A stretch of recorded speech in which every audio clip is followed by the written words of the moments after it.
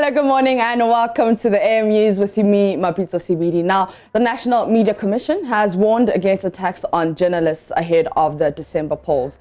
Executive Secretary George Sarpong says journalists are backed by law to execute their duties in the public space without hindrances from anyone, including security officials. He said physical attacks on journalists in the line of duty is prohibited by the Constitution, and breaching it could lead to serious consequences for the offender. Mr. Sarpong spoke on Joy News's legal show, The Law with Samson Ladi. Anytime you are in doubt, check where and who is involved. Where it is a public person in a public place, it is safe for coverage. If it is a private person in a private place, it's a red area. You've got to be extremely careful. If it is a public person in a private place, as you said, unless there is crime, immorality, or anything regarding the use of public resources, you want to be extremely careful. If it is a private person in a public place, again, it's a safe area depending on the judgment of the journalist. Right. So while these don't really delimit the lines very clearly, one can always use this as a guide.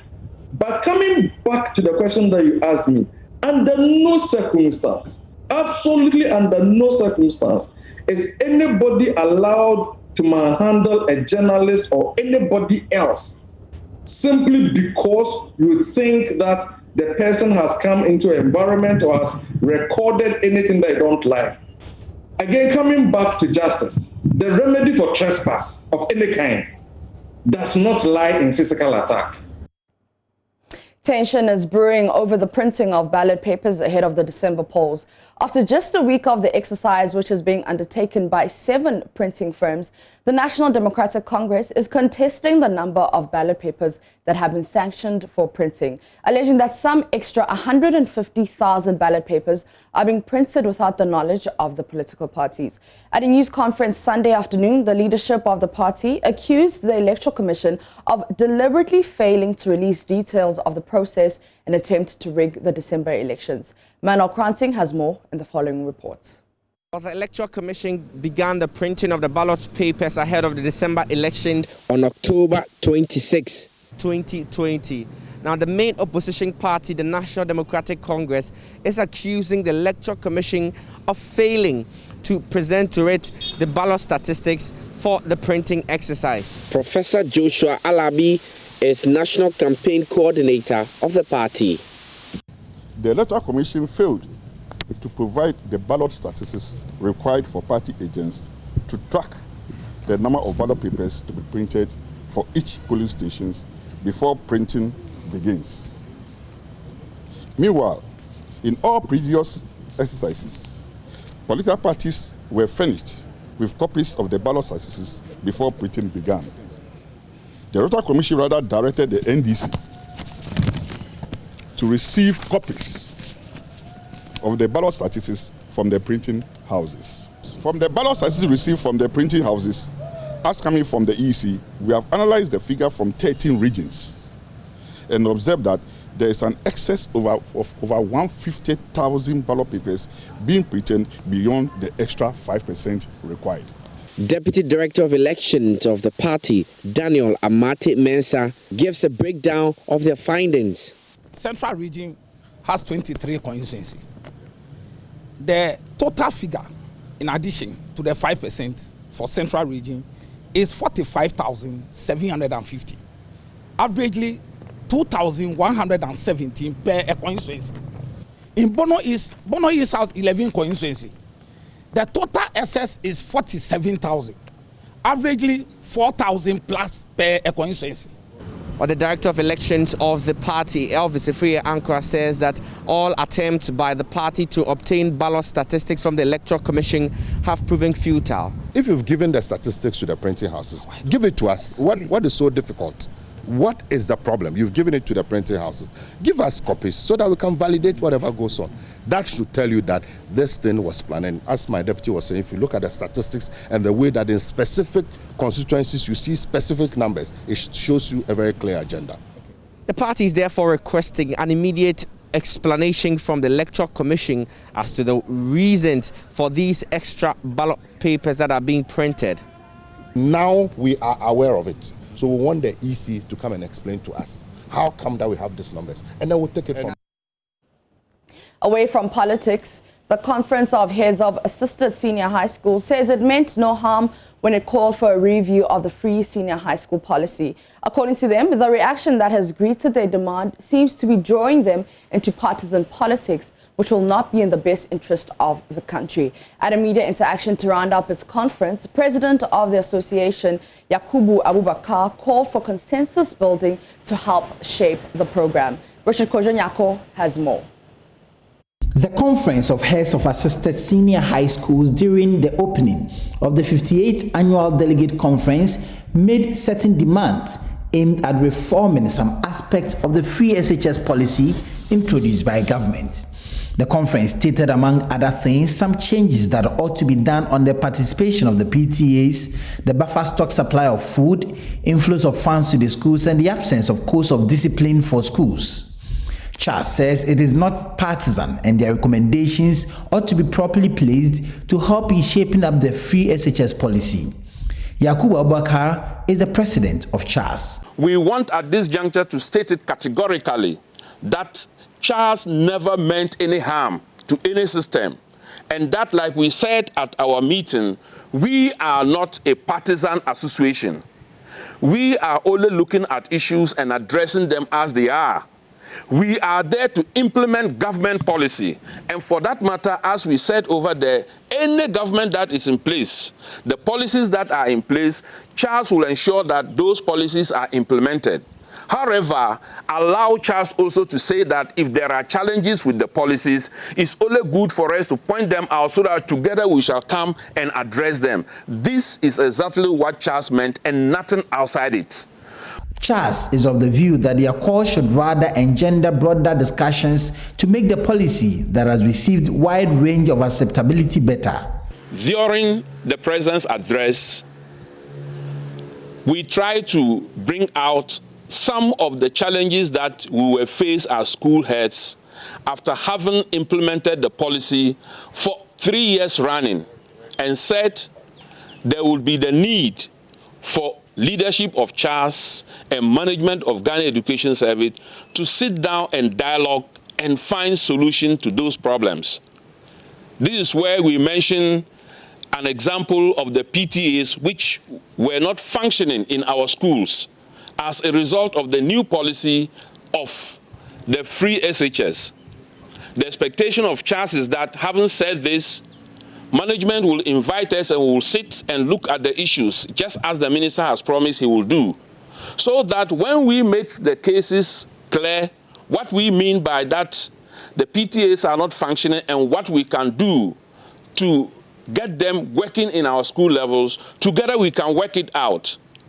The 58th conference deliberated on the role of stakeholders in ensuring quality education in Ghana in the face of the COVID-19 pandemic. Richard Kojanyako, Joy News, Cape Coast. But what could be the driving force for a woman who has been doing it for more than a decade with the same company? Happy Avano has been a cleaner here at Multimedia since 2008. In our 25th anniversary series of stories, my colleague Justice Bedu spent a day with Happy, and here is his report. She's one of the first people to get into the Multimedia building on the Fanufa Street here in Accra. The work is 24 hours. People are here for night and we are here for morning. So you have to at least finish some before the staff start coming in. So I have to wake up by 3. Happy first came to Multimedia in 2008. Today, she's a senior cleaning personnel. So what has kept her here for this long? I am a single parent. I took care of my children. And I'm using this to build my children, so that if they move forward, they shouldn't come and do the same work I am doing.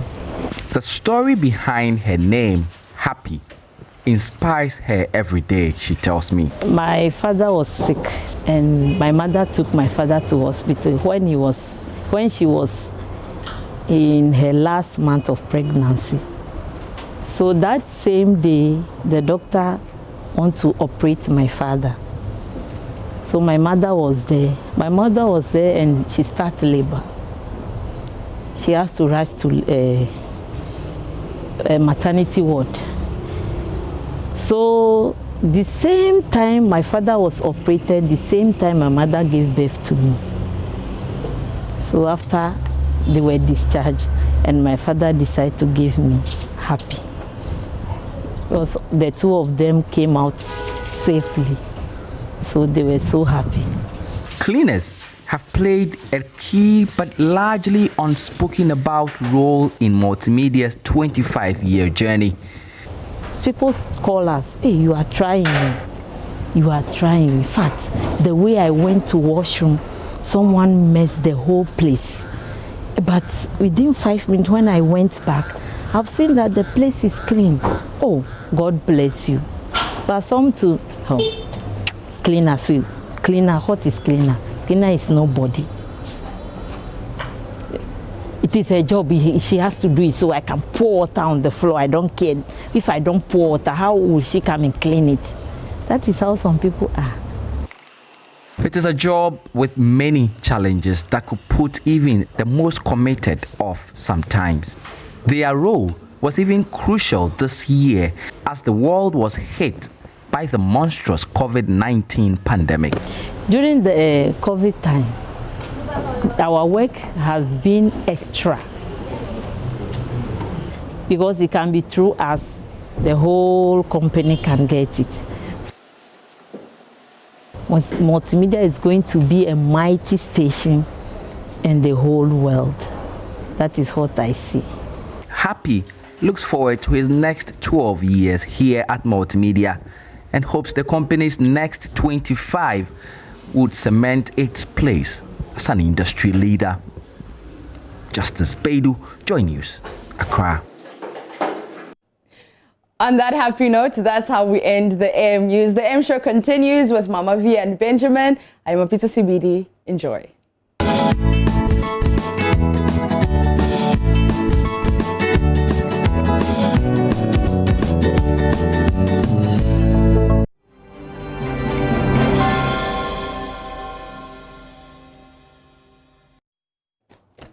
Welcome back. It's the news review right here on the AM show. We're about to dig into it, Mama V. A lot to talk about, but one thing is obvious. The PPA boss is trending. He's practically in every newspaper. Well, almost every newspaper we're looking at this morning. Absolutely. So how about we dig into the details? Yes. Let me start with the Daily Graphic. I think it's been a while since I started with the graphic.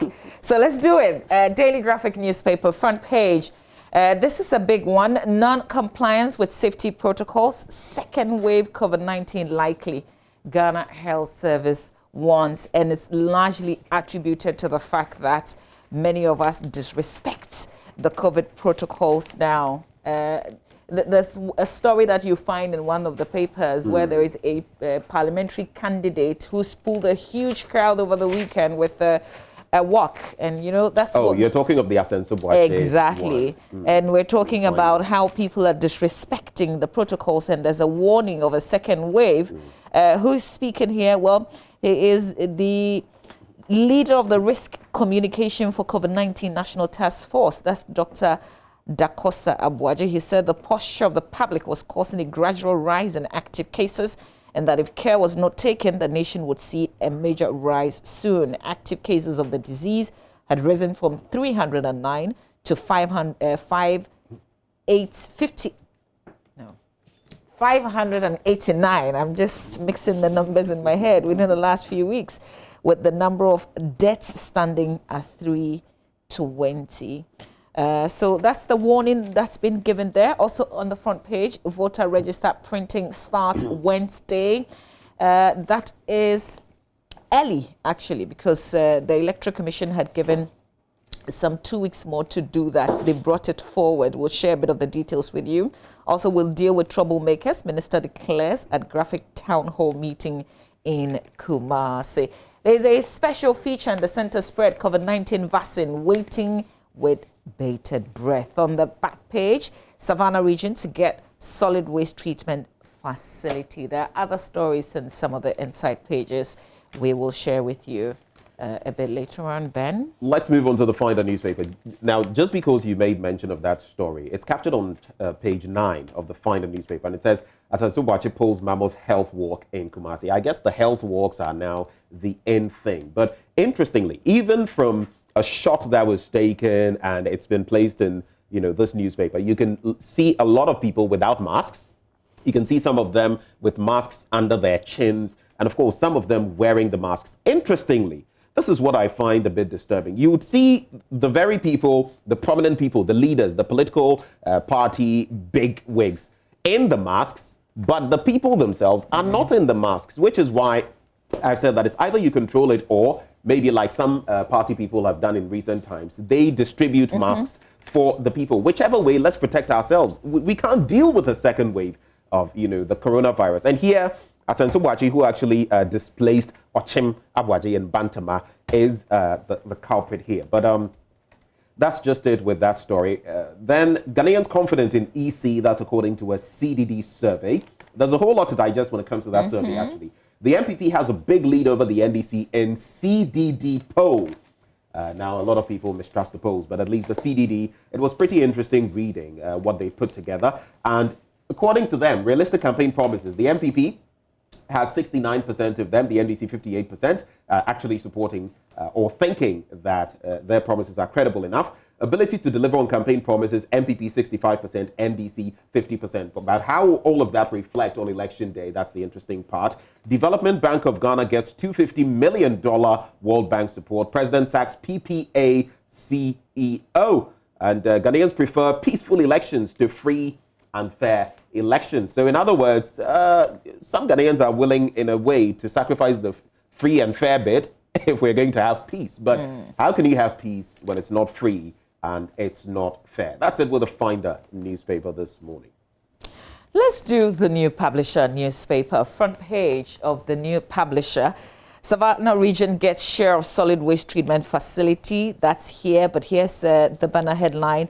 Jail this man, and the man they refer to, Ajeni Boateng Ejay, former PPA boss. Public cry for head of PPA boss. Police officer missing after visiting plot of land at Isuboy. His name is Charles Adamu. There's a photograph of him on the front page. NDC would destroy free SHS according to the education minister. A bit of the story on page 2 about the police officer missing. So police personnel and residents of Isuboy and nearby communities near Suhum in the Eastern region are continuing the search for a 50-year-old police officer who's been missing for days now, Charles Adamu. The police inspector, who is a driver attached to the police hospital in Accra, reportedly went missing Friday, October 30, when he visited his plot of land at the Isuboy area in the Ayenswano district. His wife reported to the police that her husband did not return to the house. Police investigators went to the scene and found a police vehicle used by the missing officer parked at the roadside near his plots with the ignition key on. Kweku Afari, former assembly member for the Isuboy electoral area, told Star News there was public announcement Sunday morning where the youth were mobilized to help Suhum police search for the missing police officer. Well, we do hope that he's found and he is well. Okay, so that's it for the paper, I guess. The Ghanaian Times this morning, fallout from contract for sale documentary, Manasseh Azuri, are winning there. PPA CEO's appointment terminated over conflict of interest and misconduct. Don't you forget, that is just one angle of the conversation. There also is the other angle of corruption. And we await hearing from the Special Prosecutor, Martin Amidu. Now, President promises clean Ghana as he cuts salt for Savannah region, 15 million euros solid waste treatment facility. That is the story there. So a clean Ghana. What happened to the clean Accra cleaner city in Africa agenda? I only ask that because the Minister for Sanitation and Water Resources, Cecilia Abenadapa, at a point in time said, oh, we are 80-something% through. But Accra, especially when the rains pour, you see your level. Yeah, irrespective of that, she still insists that they've made a lot of progress. No one can say they've not made progress, but 80%, that's something. Don't allow politicians to deploy you for violence. Peace Council chairman urges youth. We should be saying former, actually, because there's a new Peace Council. It's just that we've not had an inauguration. The Spectator gets new editor. And then Cocoa Life program introduces technology to boost production. On the back page, Cocoa Life program introduces technology to boost production. That's it with the Ghanaian Times this morning. This is the Ghanaian Publisher, and there's this story that's of interest. Ex-MPs to be made consultants for Parliament, according to the majority leader. Well, he says in the story that they may have to constitute some outgoing members into a group of consultants to help crafting of bills in the next Parliament. And according to him, the service of these MPs to the House is invaluable, and therefore their absence could affect the passage of bills, hence the need to somehow retain their expertise. You see, this is a double-edged sword for me. Good. Institutional memory. When you have the likes of Alban Bagman and some of those who are leaving Parliament, you would think, well, these people have been here for donkey years. There's a lot they can impart. But on the other end, more money going somewhere, consultancy. Charlie. Me with my, I'm sorry, my mistrust of the system. We have a lot of those who contribute greatly to the committees, and we know a lot of the work is done at the committee levels, and most of them are going, you know, which will greatly affect their work. I knew it would come to this. It would come to this. But the thing is, you know, when you dedicate your time and resources to do the typical work of Parliament, the people in the constituencies, they don't know that. No. You'll be voted out. You'll be the first person and that's to what be has voted happened, out. I guess, in most of these cases, sadly. I just hope this move, though, doesn't seriously impact our state's coffers. That's my only concern there. Yeah. The Daily Dispatch says, later CDD research findings out, NPP has 15 percentage points advantage over the NDC. Now we're sounding like the United States. Housing conditions in northern, upper east and upper west regions, nothing to write home about. Election 2020, 51% to vote on infrastructural needs. That's according to the CDD's report. If infrastructure is going to be that topical, then you know where we're headed. Shraj advises Akufo-Addo to sack PPA boss. He could not explain $600,000 and $3.8 million US dollars in his accounts. That's quite a chunk of money, wouldn't you say? And when you go to page 8, it talks about Kanu Furiata and how he would spend the 27.4 billion Ghana cedis that he requested for the first quarter of 2021. So those are some interesting stories from the Daily Dispatch, dispatched by yours truly. Let's do the Daily Guide. Front page, it says 51,000 WASSCE results withheld under Mahama over school fees. CDD rates NPP over NDC on delivery. Nana fires PPA boss over contract for sale scandal. There's the fired Ajeni Boateng AJ, a photograph of him on the front page. But there's a very disturbing one also here. Voter rebels, in quotes, plan fresh attack. It says all police formations in the Volta region are on high alert as intelligence indicate fresh attack from a group in the Volta region who claim they want to secede from Ghana and form what they call Western Togoland. There are 3 groups. The paper writes, talks about the previous attacks, but I guess if you go on to read, it will share where that information is coming from in terms of the fresh attack they talk about. Right, the Custodian newspaper is next for me. Let's find out what they've taken custody of. It's only the story that appears to drift a bit from the trajectory we followed so far. Boss exposes Mahama on NDC's $624 million debt and mismanagement. Picture there of Mr. Edwin Alfred Provençal, the bossed MD. When you go to the back page, you can also check out some sporting news. Full list of 2020-2021 Ghana Premier League transfers completed by all 18 clubs. Photo there of the man Asamoah Baby Jet Jan, who has joined Legon City's FC. It appears they all want to come back home and wrap it up. Sule Muntari and all of that. I think that's beautiful. Sule's going to South Africa, isn't he? Who? Sule. Well, I've heard news about his coming to Hearts, to Kotoko, and all of that. Oh. I don't know how I true. read he was being linked to. Yeah, he's going to South Africa. But I hear the South African move has actually panned out. I'm just saying that in the end, if they wrap up their careers here, it would also inspire some others. But is this it one, for that? Because I know Samoa Gyan's deal is actually a proper deal with lots of money.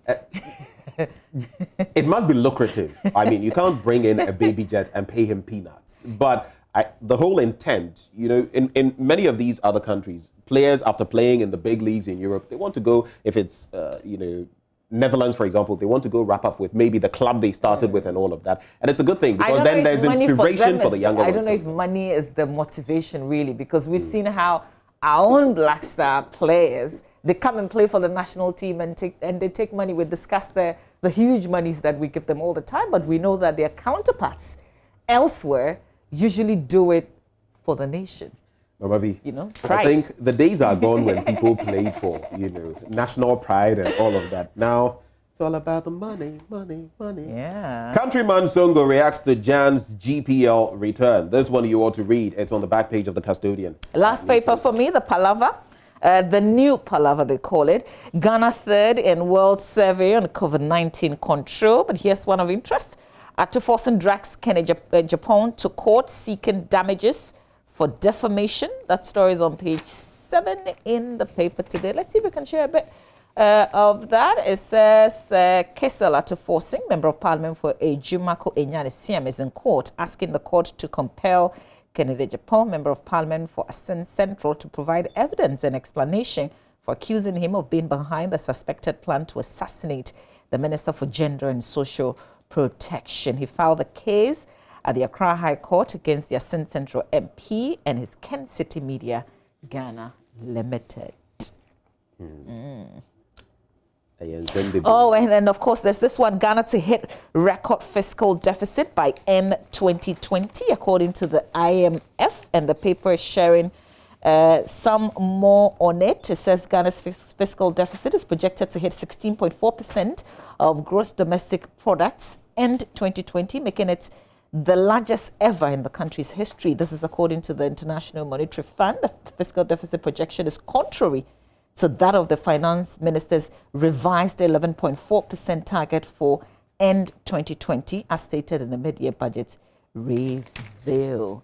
And I listened to Newsfile on Saturday. Well, sometimes, you know, when the issues are so big, like they look very complicated, you want to listen to programs like Newsfile where they break the things down. And I like Theo Echampong as he talked about, you know, the issues related to debts. Yep. Because of the conversation about HIPIC, I think what is factual is the fact that there's high debt distress, no room for extra fiscal spending, low revenue mobilization, high interest rates. That's facts. Okay. Well, let's You're done with the papers? Well, yeah. You have a few more? No, I'm sure. All right. Let's start digging into them. Now, today I'm going to start with a curious one, not one I would usually start with. The New Independent newspaper. It's because it captures on the political front two very interesting stories.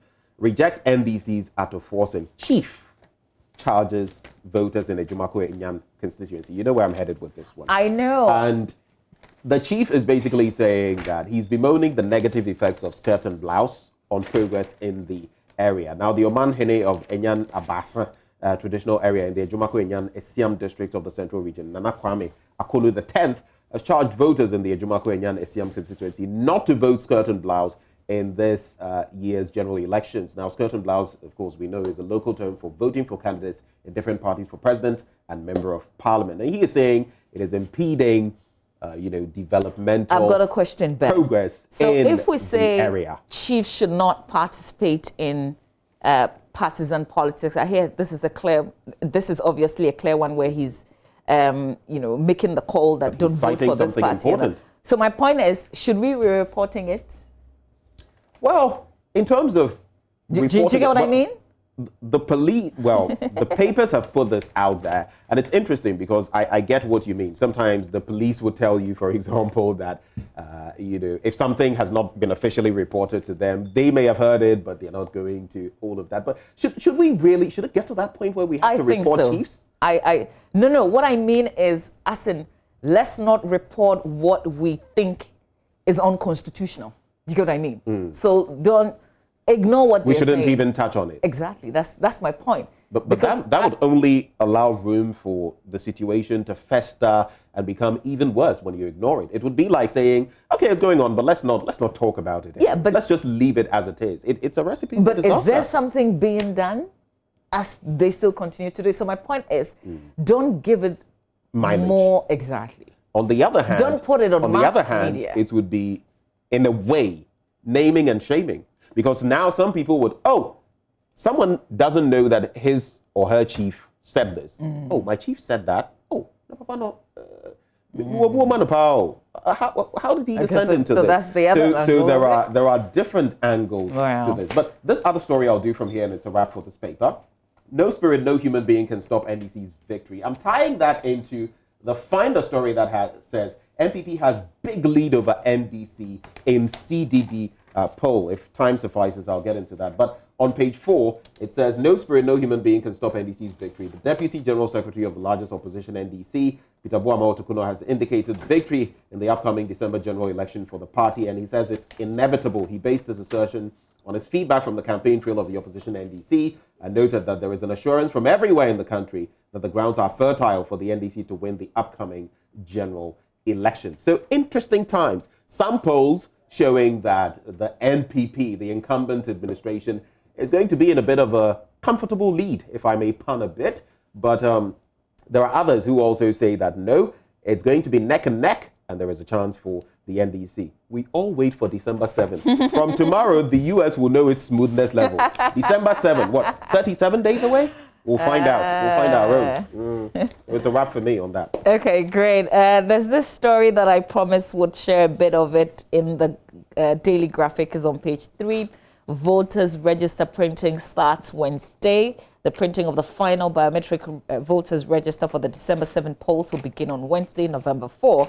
Ahead of that, the EC will make soft copies of the register available to all registered political parties and any other person that the EC considers necessary. And the deputy chairperson of the EC in charge of operations told the Daily Graphic in Accra yesterday that although the calendar activities slated the printing of the voters register for November 8, courts were set to start printing way ahead of this date on court. We'll be seeking to find some answers on the allegation being made by the NDC, though, that the Electoral Commission is printing a lot more ballots, and they're even printing some of the ballots, same printing house, but on the blind side of the political party agents. That's a big one that we'll be looking into later on here on our show. Well, let's turn to page 3. It's actually pages 3, 5, and 6, but I'll focus on page 3 of the Daily Dispatch, and it talks about housing conditions in former northern region, especially as we have the EcoBank Habitat Fair, pivotal issue to look at. And it says, it cites UN standards, the definition of a house as a structurally separate and independent place of abode such that a person or group of persons can isolate themselves from the hazards of the climate. It was raining a short while ago, such as storms and sun. And maybe the question to ask you is, are you in a house? It's quite a question because in this country, in Zimbabwe, but the types of material that are used to construct houses in the northern region include galvanized zinc, cement, mud, grass, wood, and stone. You heard me right, grass, wood, and the rest. The larger the household size, the more likely it is that there will be overcrowding as far as room occupancy is concerned, which may lead to the spread of communicable diseases. Now, some statistics, some information is put out here, but if you look at the housing stock, according to a table here, it presents the housing stock and average household size by district. The Tamale metropolis with the highest proportion at 13.9% of the total housing stock, followed by Yendi municipality 7.4%, the total housing stock in the region being 257,311, including completed houses which were not occupied at the time of the census. The thrust of this, the fact that housing conditions in the former northern region and some splitting in there are not what we would, see. Question is, what are we doing about it? Even when it comes to housing, a lot of the time the focus is in the capital and surroundings. Sagleme is closer to, the capital and Tema and all of that. Or you would have a Kumasi. You remember the John Ejekum Kufuor structures, which recently the president told us he would, complete and all of that. But what happens up north, the Northern Belt? The Northern Belt, since even before independence, has always, had its problems when it comes to development. Here we are. And that, at a point in time, it even necessitated something that our constitution frowns on. It necessitated the creation of a political party called the Northern People's Party. But of course, we know that that no longer applies. You can't form a party on ethnic lines and all of that. But I think development in the Northern Belt, nothing to write home about. Absolutely. It's, slower still. Let's spend some time on myjoyonline.com. In the absence of any other story that you want to put the spotlight on. For Mr. Ejanim Boateng Ejay, we'll be delving into his matter, so I'll leave out his stories for now. There are plenty angles of My Joy Online as well. Our colleague, our correspondent Joseph Akable did a fantastic job with that ruling, breaking it down. And so if you go on myjoyonline.com, we've actually made it a lot easier for you to appreciate the entire report of Shrash. Lots of pages, but broken down pretty well on My Joy Online. Here's one of it. Ejanim Boateng Ejay altered board decisions to favor his company, according to that ruling. And then, that's also another one, still on Ejanim Boateng Ejay, unable to explain 14.8 million Ghana cedis in his bank accounts. And if you look at details of it, he's had several accounts, foreign accounts, as in dollar, pounds, and he deposited within a specific period lots of money that, according to Shrash, he could not explain. So you might want to read that as well and get a fair appreciation. NDC raises red flags over anomalies in printing of ballot papers. There's a playback of The Probe, which discussed provisions of security for citizens, MPs ahead of election 2020. MFR Power and Mr. Hackman, also Ajiman. Great interaction there. You might want to catch up if you missed it. On election 2020, or election 2020 will determine the direction of the country, according to the Vice President. Also, NDC NPP to justify manifesto promises on energy at separate town hall meeting. We want to, we meant no harm. Charles clears the air on review of free SHS policy. And I'm just looking forward to a point where when Charles, for instance, heads of assisted senior high schools, right?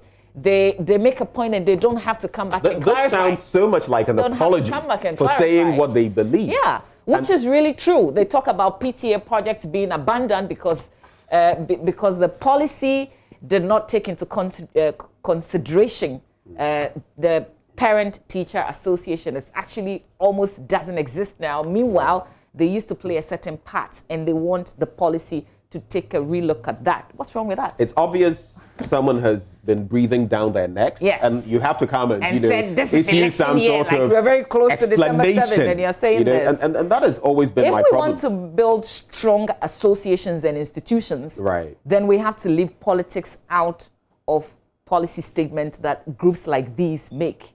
And we need strong leadership even at the forefront of these groups. But that's the problem, because even with the leadership, whether you're talking of even the teachers' unions and all of that, they are also political. And so sometimes they would do or not do, they would act or not act based on their political stance. If it's X in power, they will act in a certain way. If it's Y in power, they'll act in a different way. But something I feel aggrieved about this morning, the papers are not capturing anything with regard to the International Day to End, impunity for crimes against journalists. And on My Joy Online, there was a story there by Manasseh who was saying that he felt safe, and Mahama, is he insinuating he's not safe now? I don't know, but as we talk about this on a day like this, it's something we ought to be That's the story that you're referring to. As a journalist, I felt safe under Mahama's administration and not Kufuor. That's Manasseh Azaria winning. The gentleman who broke the story that's making the biggest headline today in terms of the former PPA boss and what Siraj has done. Subsequently, we know that the president issued a statement saying that he had sacked him, and people say, well, that isn't enough.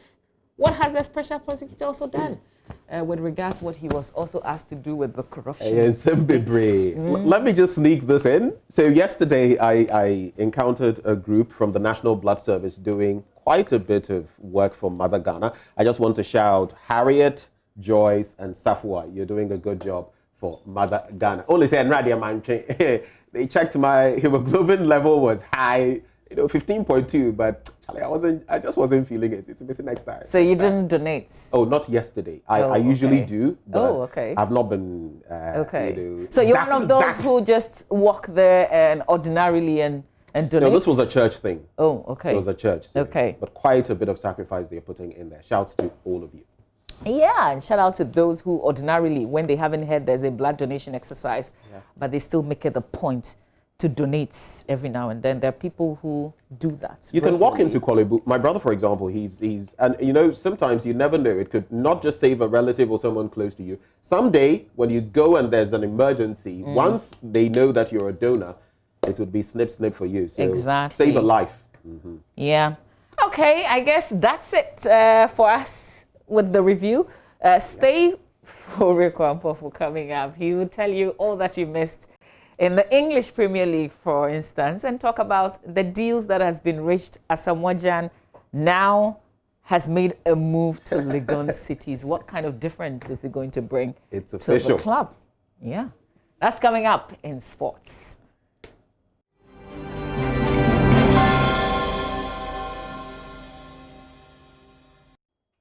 Thank you for staying tuned. Thank you for staying with us here on the AM show. So it's going to be an interesting discussion as we delve into that, report from Siraj. And of course, it has to do with a conflict of interest situation concerning Ejenim Boateng Ajay, former boss of the PPA. And we're going to have Executive Director of the Media Foundation for West Africa joining us on this beat, Suleimana Brahima. He'll be joining us in the course of this discussion. We also have Edem Senanu, anti-graft campaigner, who joins us for a conversation on this matter. Mr. Senanu, thank you very much for joining us on the AM show. And thank you for having me. Thank you for connecting with us via Zoom. Now, on the back of what exactly Siraj has been telling us, and His Excellency the President taking a step further to relieve the former CEO of the PPA of his work, would you say we're getting to the point where corruption is becoming unfancy or becoming less attractive to people who would like to engage in it? Not at all, not at all. This is probably a flash in the pan, like they say. We haven't had enough of such incidents where we have speedily arrived at a conclusion, prosecuted the people involved and sanctioned them. I mean, we're still early days because the findings now ought to be taken to court and a proper prosecution process followed, and then we get to a point where sanctions and all that follow. So, no, this is just a little, diversion from all the other cases that are outstanding, and this in itself has taken a while to get to this stage. Well, I'll be coming back to you shortly with my next question, but let me just acknowledge that we're also joined by Executive Director for the Media Foundation for West Africa, Suleimana Brahima, via the phone lines. Mr. Brahima, a very good morning to you. Thank you for joining us on the AM show.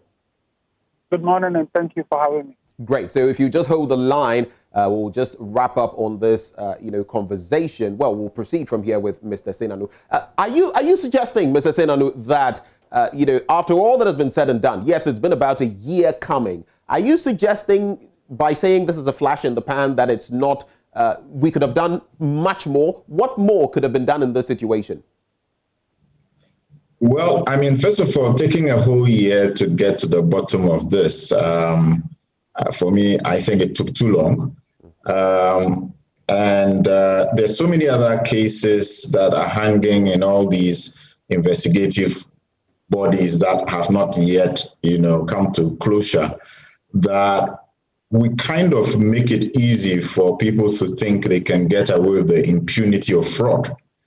We ought to be having probably fast-track procedures on all these matters so that gradually that sense of fear of not being of being high risk will be sent to everybody who would want to engage in such acts. So I don't think that we are doing enough to make sure that the message is well shared, such that people begin to take this more seriously.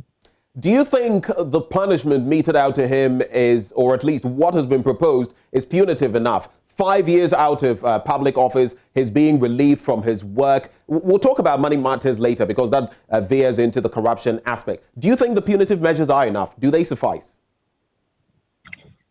I really don't think so. I think that when we entrust people with positions of that point, if you look at some of the cases that go through court and what people get jailed for, ordinary citizens, when a bunch of plantain or a goat and so on and so forth, I really don't think this is punitive enough. I think that when we put people in such positions, we expect much, much more for them. And so the deterrence should be much higher than that. Otherwise, 5 years, really? No, I don't think it's What would you have proposed? What would you have proposed? Well, I'm glad that we are already amending laws to make this a misdemeanor rather than what it is for now. But I think that something of 10 years and up would have been more of a deterrent than 5 years. I'm sure you meant a felony rather than a misdemeanor. Sorry, a felony, yeah. Right. My final bit to you, right before I come to crossover to Mr. Brima. Now, there's the other aspect I've been talking of, millions of cedis, $3.8 million, found in the PPA boss's account and all of that. It can't be accounted for, but the special prosecutor is yet to hit the ground running. What would you say as far as the Office of the Special Prosecutor is concerned in this matter? Conflict of interest, yes, Shraj says he failed to do what was expected of him. But how about the bit about corruption? What do you have to say about the office of Martin Amidu? Well, I wish there could be some prioritization of certain cases, especially where one other body has already provided findings that get us closer to the truth. And I'm wondering whether at the moment he has the human resource capacity to assign some investigators to complete this. I think that the figures are just outstanding. I don't know whether the word is outstanding, but shattering. And obviously, he doesn't have the capacity to have that kind of money getting through his accounts. So this is something that requires urgent attention, and I'm hoping that the Special Prosecutor's Office will take note of that and do justice to this particular case.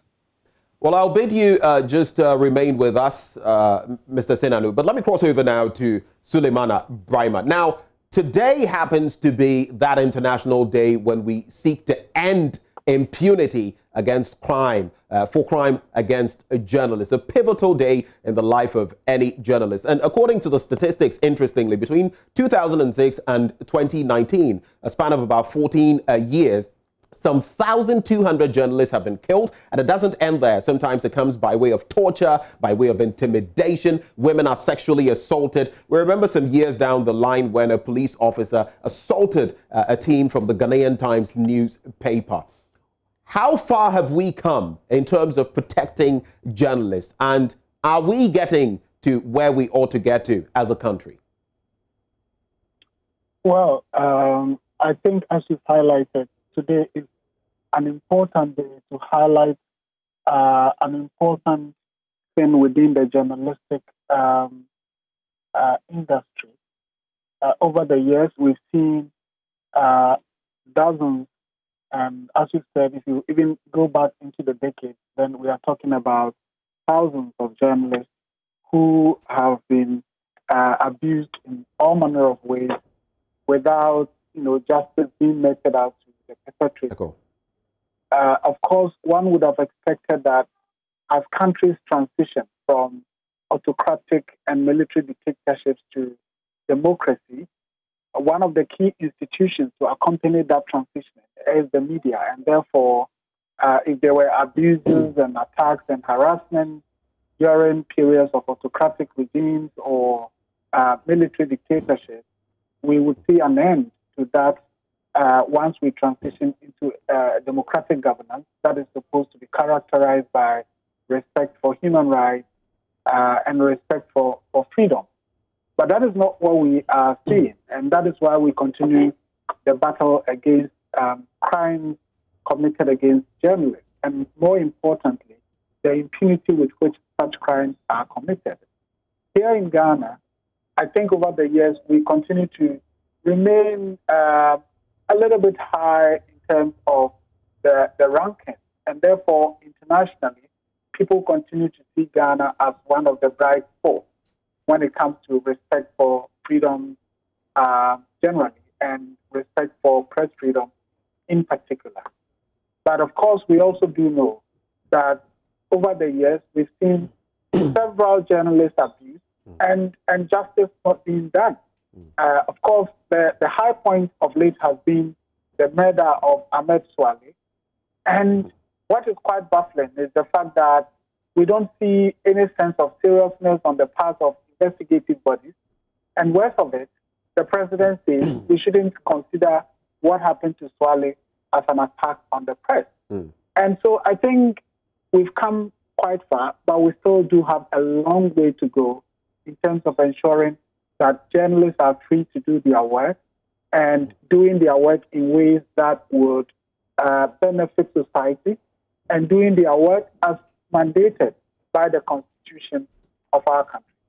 It's interesting that you put it in that perspective because according to UN statistics, of those journalists who are killed, at least those I mentioned, the 1,200 of them, 9 out of 10 times the culprits go scot-free. So quite some interesting statistic there to wrap our minds around. But as we discuss both subjects of the PPA bosses saga, because that was also unearthed by investigative journalist Manasseh Azure Awene, Manasseh himself in recent times has been talking about the fact that according to him, under former President Mahama, he felt safer compared to now. Now, how would you couch that? Is it a party thing? Is it a regime thing? Or is it something that over the last Fourth Republic, 28 years plus, we have grappled with, struggled with this bit to end impunity against journalists? Is it a current problem?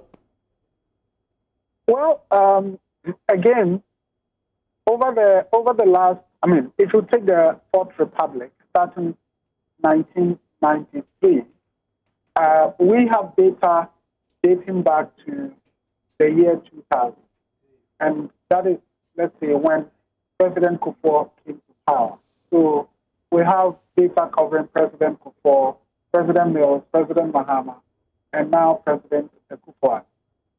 Now, the trend had been that over the period, the level of, the number of incidents continued to decline. So from President Kufuor to President Mills to President Mahama, we saw a gradual decline, pointing to what perhaps could have been concluded that as our democracy matures in terms of age, the attitude towards journalists or citizens' attitudes towards press freedom was getting positive. But unfortunately, we are seeing an uptick in the numbers as far as the last 4 years are concerned. Well, we also certainly must also recognize that the number of practitioners have been increasing and the number of media organizations are increasing. So if you are doing the analysis, you may say, well, if there were 2,000 journalists those times and there are 5,000 now, you would expect that, okay, there will be infractions happening to more people than perhaps we used to reckon with. But I think that is not really the case. It is a matter of a system that is gradually becoming highly intolerant. And I think that it is also a manifestation of the growing levels of corruption in our society, where people believe that politics now is about money making. And therefore, people who get into the system or get affiliated with the system do so primarily because it becomes the easier way of making money. And therefore, if journalists are standing in people's ways in terms of investigative reporting, in terms of exposing issues, in terms of educating the masses to understand their rights, and therefore people increasingly accepting their rights to be given accountable governance, transparent governance, and so on and so forth, then of course you would begin to see what is happening. I did say that I considered it quite unfortunate that the president had to publicly made that statement that the attack or the murder of Ahmed Swale shouldn't be taken as an attack on the press at a time when we were all complaining about the growing incidence of abuses against journalists. And for me, in that context, one would say it's not surprising that we haven't seen any level of seriousness in terms of the investigation into that particular incident and other, incidents that have been happening over the period against journalists. And more importantly for me is the culture of intimidation, that is growing in our country. It takes such level of high courage to want to do what journalism is about, which is not about the kind of conversation we are having. It is not about bringing the NPP and the NDC in the studio to accuse each other. It is about investigating and bringing out the malfeasance that is happening on a daily basis, going into the contracts that have been awarded, and so on and so forth. And the level of intimidation that journalists who decide to do this kind of work are facing is quite baffling, and is something that we all need to rise up and fight against. Let me just acknowledge, I'll shoot one final question by you, and then we can proceed from there. But let me just acknowledge that we are joined by Bernard Oredu, who is a lawyer. Mr. Oredu, if you can hear me, good morning to you. Thank you for joining us on the AM show. Hello, Ben. Good morning. I can hear you. Thank you for having me. Thank you very much. I'll be crossing over to you shortly. But just to wrap up with you, Mr. Brahima, so at whose doorstep do you, lay the blame for what is the uptick that you spoke of earlier? And it can't be all bad, can it? I mean, you've spoken about this uptick, this upsurge in, these cases against journalists and all of that. But aren't there any positives that we can celebrate on a day like this? Well, as I did say from the beginning, as a country, we are among the ones that are celebrated globally when it comes to press freedom. And so even as we complain about our system, there are others out there who would say, well, you have this kind of environment and you are complaining. What else do you want? But I think that at all times, we should be looking up to those that are ahead of us rather than those that we are ahead of. And that is why sometimes when people talk about our democracy and say that, look, go to countries like Guinea, go to Cote d'Ivoire, go to this other country and so on and so forth, I say that, look, if you are in a race doing 100 meters or 400 meters, you shouldn't be celebrating as a winner if you were running against persons who are physically challenged. So what else do you expect? So the fact that we are, seen as being among the best within our region and even within Africa shouldn't give us a cause to celebrate. I think the best is to be in a situation where government and authorities applaud journalists who do works like what Manasseh has been doing, rather than seeing them as persons who must be intimidated, persons who are trying to bring the system down, and so on and so forth. But that is not what we are seeing. I think increasingly persons like Manasseh and other journalists who decide to do great work are rather seen as people who are opposed to the system, people who are anti-government, and so on and so forth. But I thought that governments come to power with a promise that they want to improve the lives of people. Governments come to power with a promise that they want to build the nation. And building the nation means that there must be accountability, transparency, and so on and so forth. So if at the same time the same government decide or act in ways that show that persons whose work are contributing to the development of the country are enemies of the system, then I think that there is a contradiction. And I believe at this stage, people like Manasseh, we all have to celebrate such persons. And if you are in this country and you hate Manasseh or you have something against him, then of course you are either unpatriotic or you are corrupt or you are a beneficiary of the corruption in the system. Some very interesting, perspectives there. But let me cross over to Bernard Oredu, lawyer. Mr. Brima, I'll return to you for your take on the PPA bit. Just hold the line for us. Now, Mr. Oredu, per what we've seen emanating from that Shraj report, I'd like you to break it down for us. What are the salient takeaways when it comes to what exactly Shraj has been saying in respect of what the PPA, the former PPA boss did on the stance of, conflict of interest? Break it down for us. First and foremost, we need to understand that Shraj is not a criminal investigative body. Shraj, per their mandate, is for abuses of, it's conflict of interest, abuses of human rights and all that.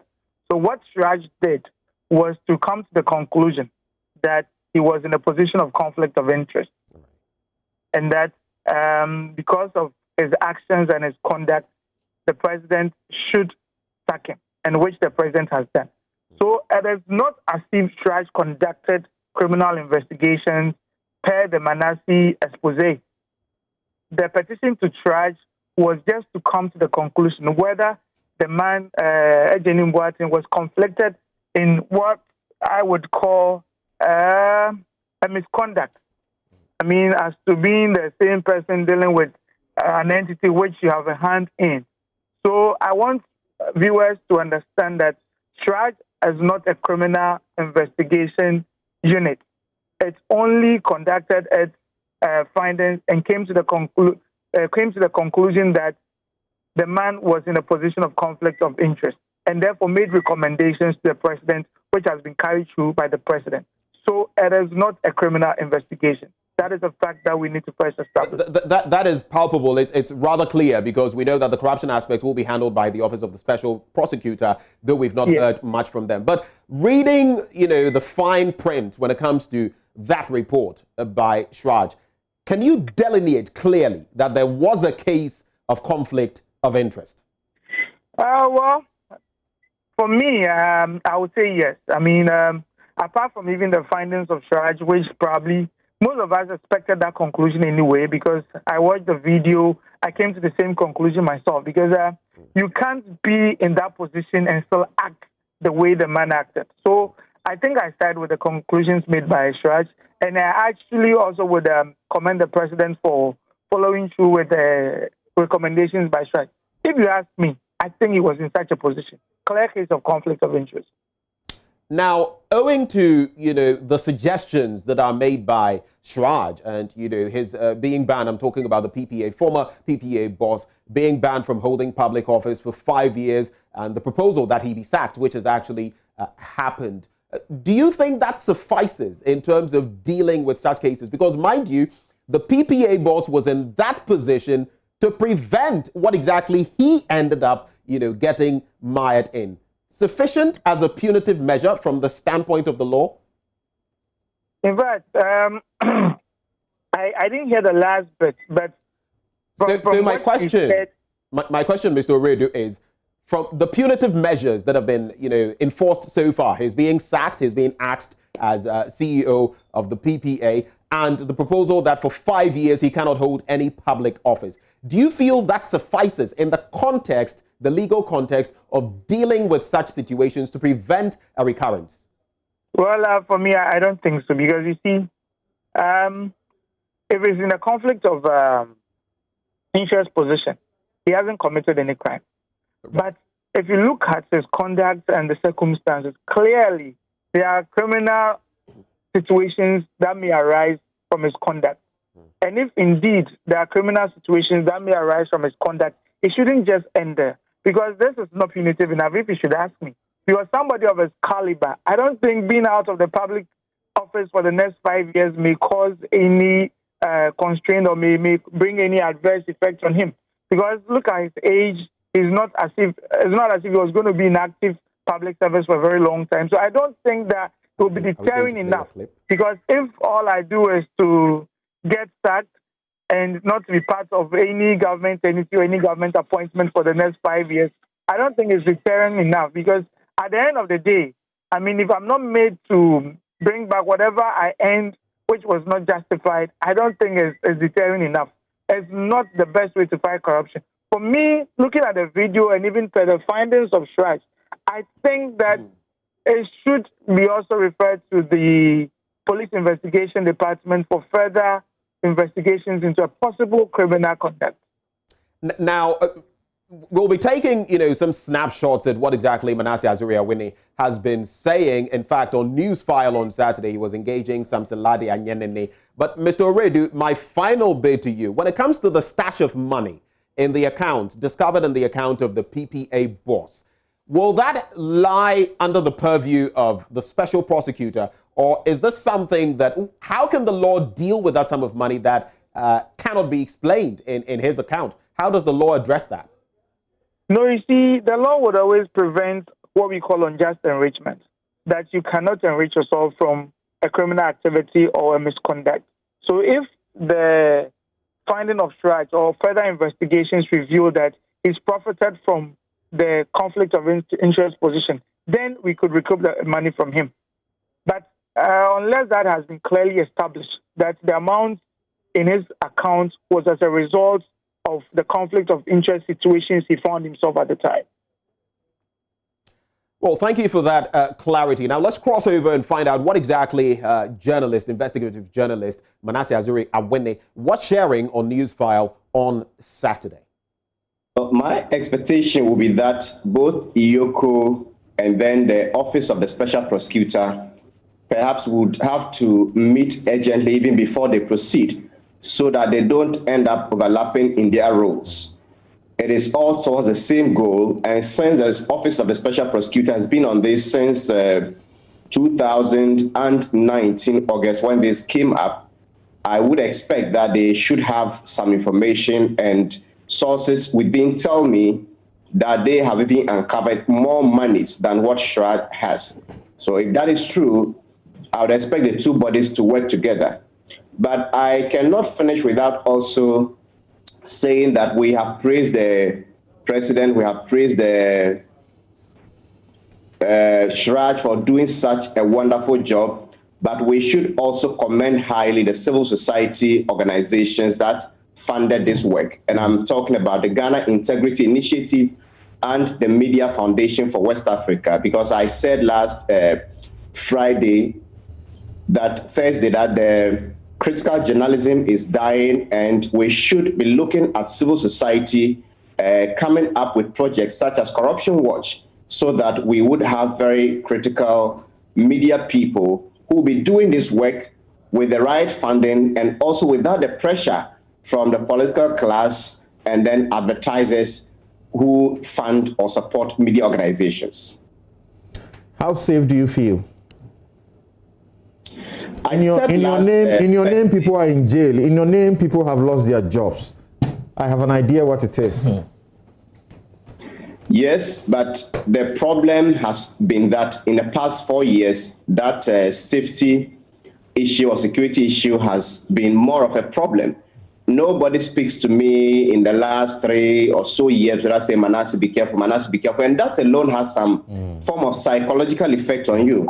Every single day, you find people saying, because of the current terrain or the prevailing atmosphere in terms of security and safety of journalists, be careful. So it is a very dangerous thing. And I think if President Akufo-Addo should win the next election, he should be concerned about the fact that I, as a journalist, I don't feel safe under his watch. I felt very safe under President Mahama. And I have a number of colleagues who have also told me they don't feel safe. So that should be the priority of this administration going forward. For corruption, even if you are a politician, a civil society person, even the president, if he intends to seriously fight corruption, his own life will be threatened to some extent. And that was investigative journalist Contracts for Sale. He was behind that. Manasseh Azuri Awene interacting with the journalist of the year, Samson Lade Anyanene. Let me come back to Mr. Senanu, anti-graft campaigner. Now, I know there's a lot you'd like to share with us on the back of ending impunity against journalists, but just this brief bit, you spoke about the length of time, protracted, you think, when it comes to, getting this report after just about a year. What more do you feel can be done? What would be your proposal to the justicial system? And are you going to pursue this matter in any way so that when it comes to such instances, maybe the reports can be fast-tracked, like you say? What can be done, basically? Well, I know that, in some jurisdictions we have fast-track courts. Even in Ghana, we do, for some particular matters. I think that given the magnitude of the impact that the theft of resources, as the kind of dent it has on our public purse, and therefore how it undermines our national development, we ought to start considering fast-track processes right from prosecution to investigation through prosecution for corruption cases of a certain magnitude. And I think this is one of those where, given the stature of the person, the office involved, and procurement, covers everything that we are trying to guard against. This is one of those areas where automatically it would have gotten in line in the queue for a fast-track process. I think it's something we all need to advocate for as civil society, as media, that look, if you're going to take corruption and the fight against corruption seriously, let's have systems that fast-track investigations as well as the prosecution of these cases. Now, Mr. Senanu, it is common knowledge there is no anti-graft campaigning without the media, just as there's no news without Joy News. But what would you say on a day like this? How important is this day when it comes to ending impunity against journalists? It happens all over the world, and like I was sharing the statistics earlier, it is only moving from bad to worse. In our own context, what do we do? How monumental is this day? I think that we need to hold hands across the various sectors. We say the media is a fourth estate. I think that civil society, media, all men and women of conscience ought to speak up on these situations, because really, at the end of the day, the media is a bastion of expressing the feelings and sentiments of citizens at large. We will not be safe even as citizens if media is targeted. And so if there's a growing sense of fear and intimidation by media, I dare say that all of us ought to be concerned. On a day like this, we want our government, who has been put in position according to Article 35 for a period to serve our interests, to take note of the fact that many Ghanaians are concerned about this increase in insecurity and in fear by members of the media and citizens at large, and do something urgently about it. How much of a concern is it that on a day like this, as we celebrate this, very important day and call out those who intimidate or attack journalists, you have the likes of Ahmed Hussein Swale, whose death has still not been, the puzzle of surrounding his death has still not been pieced together. How much of a concern is it? It's a major concern. Indeed, I would expect that on a day like this, the presidency should give a message to Ghanaians talking about that case and any progress they've made on finding the perpetrators, talking about actions that they're going to take. Indeed, this is a platform being provided for us to hear from our president and the necessary security dons on what exactly has transpired so far, what additional actions are being taken to safeguard Ghanaians and media persons from such kind of incidents as we go ahead.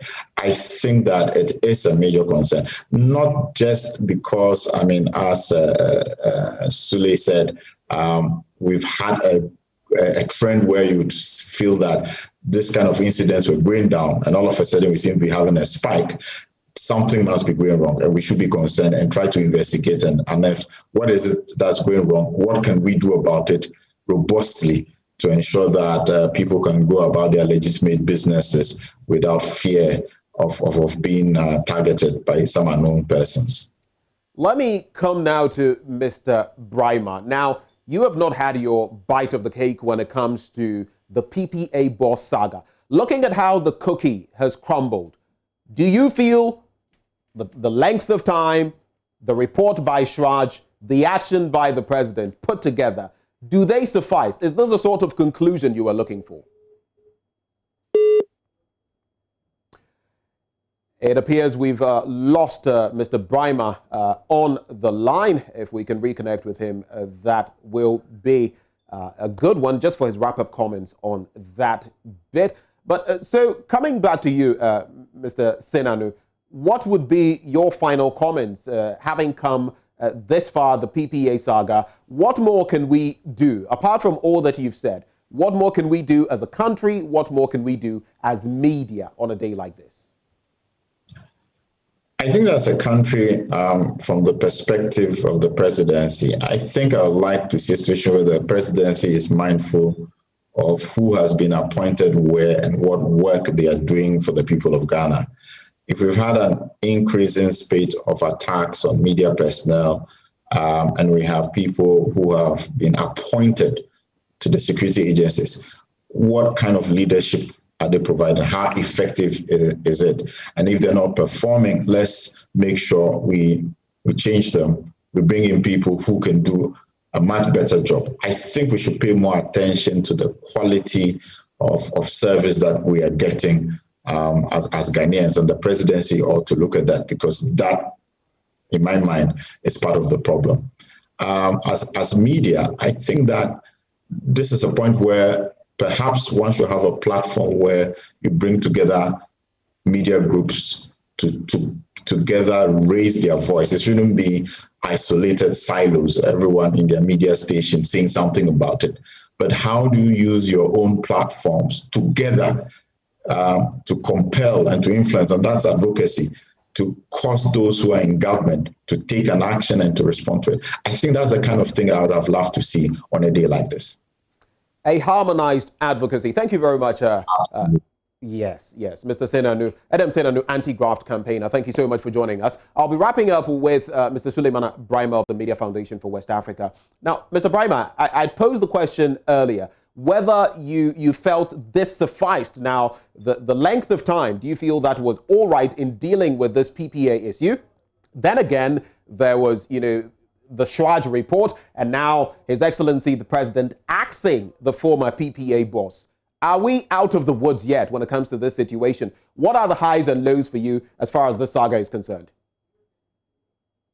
Well, I think what has happened is some sort of indicator of a progress that is being made. Yes, it took some time, and I know that when Manasseh spoke recently at the Bar Radio lecture, one of the things he said was his disappointment in terms of how long it was taking for Shraj and the Office of the Special Prosecutor to make their findings into this matter known.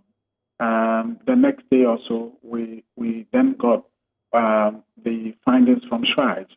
As Mr. Redu did indicate, Shraj couldn't have been doing investigations into criminal issues on this particular matter. And I think that the conclusions drawn by Shraj and the recommendations made are quite significant. I think it is also good that the president immediately also acted upon the recommendation of Shraj. Of course, it comes at a time when we are barely into an election, and I doubt any leader would have entertained any sort of, delays in implementing the decision or the recommendation of Shraj, to prove their commitment to the fight against corruption.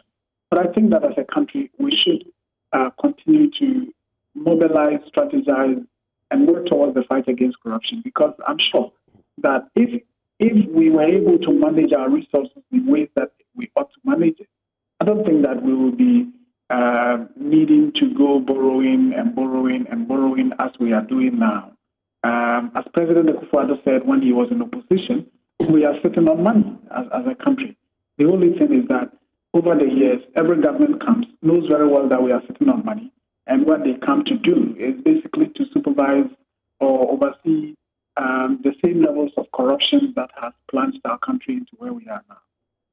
As we get ready to wrap up, Mr. Brahima, just on the back of what you said, a curious question comes to mind. We've heard the Office of the Special Prosecutor complain about resource constraints and all of that. Do you figure that maybe that feeds into the length of time that some of these institutions spend when it comes to divulging something like the Shraj report? Do you feel the Shraj, for example, is facing the bottleneck of financial constraints from where you sit?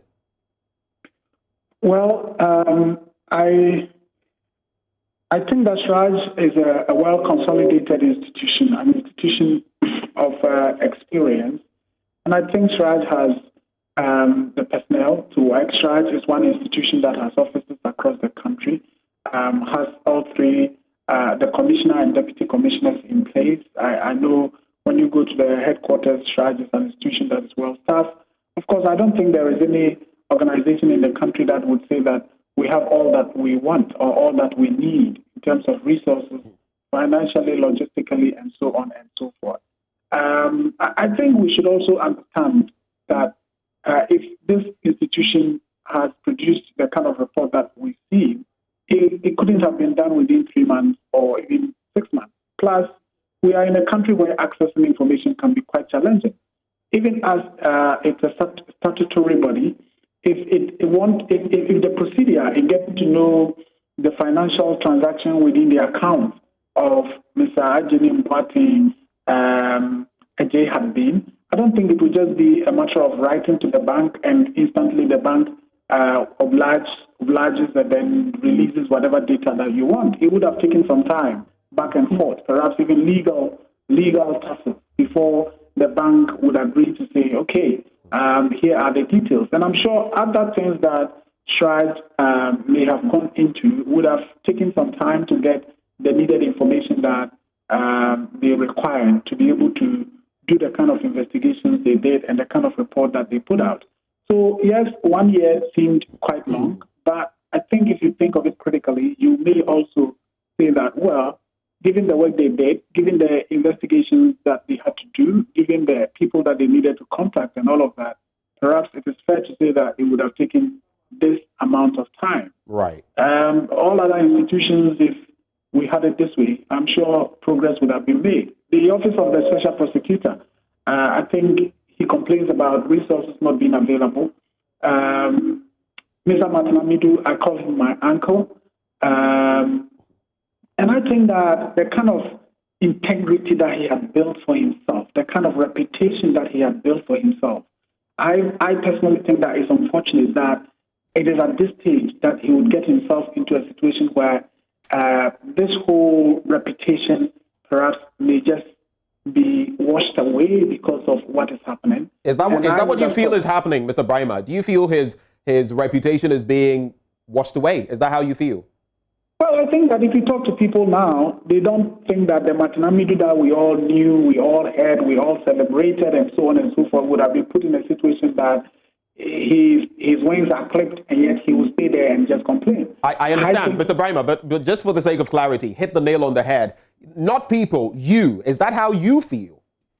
Well, yes, personally, I think that the way things are going, right. The confidence, the celebration that we all had when he was appointed, and we said, wow, with this man in this position, we're going to see some significant work being done in the fight against corruption. And look, I have had conversations with people who have said, oh, you don't know, governments can do this, they can appoint you just for purposes of creating a certain image for themselves and all of that. And some of us were all the view, no, it can't happen to Martin. If it's Martin, within the first 3, 5 months, 6 months, if he realizes that there will be impediment and that people just decided to appoint him, use his name, his reputation and all of that to achieve some political goodwill, he would immediately step down. So it is quite surprising that, we have a situation like this. He says he's not giving whatever it takes to be able to work. And I trust that and I believe that, because I don't think Martin will say that for anything. But what surprises me is the fact that he complains this way and still stays in that same position as people are complaining that work is not being done. Mr. Brima, in just a minute, I'd like to find out from you, what are your wrap-up comments? And I'd like you to focus on what the next step should be so that we can have many more of these situations where if someone falls foul of the law when it comes to corruption, which we're yet to find out when it comes to the PPA boss, or conflict of interest, the right measures are put in place. The person faces certain sanctions. What more do we do to ensure that we see many more of this and make corrupt activities or maybe such activities that conflict with people's own interests something that is, the exception rather than the norm? Well, I would say that at this stage, I have an absolute conviction that we cannot rely on our politicians, whether NDC or NPP, to fight corruption. I think both parties and the governments over the years have proven that they come to power not in the interest of fighting corruption. And I have absolute conviction in the power of the media to be the institution that would help the fight against corruption. But that takes a lot than what we have now.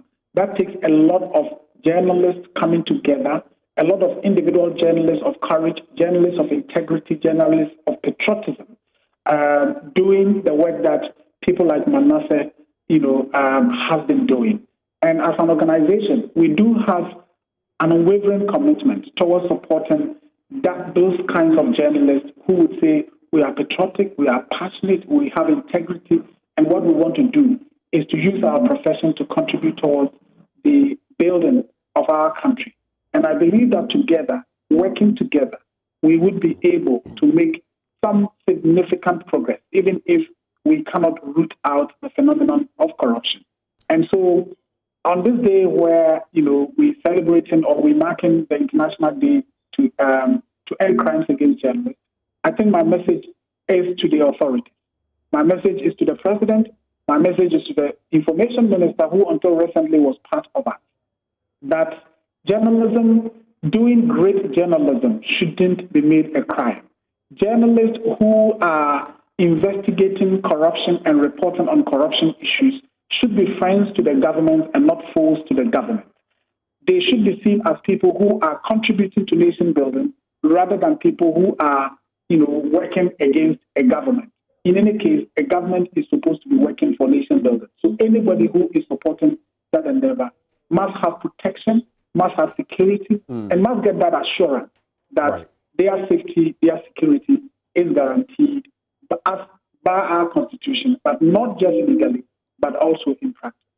Mr. Brima, thank you so much for your time with us this morning. Suleimana Brima, Executive Director for the Media Foundation for West Africa there. And one damning verdict at the end that he put out there: we cannot rely on politicians to actually clean the rot in the system. And that is where the media also comes in. But coming up next, election 2020. Hopefully, things don't get to tipping point. The NDC is accusing the Electoral Commission of plotting to rig the elections. We're going to have Elvis Efriye Ankra from the NDC's end joining us to expatiate on what exactly they've seen, why they think 150,000 ballots are being printed on the blind side of the political parties. That is up next on the AM show after this break. Do stay with us.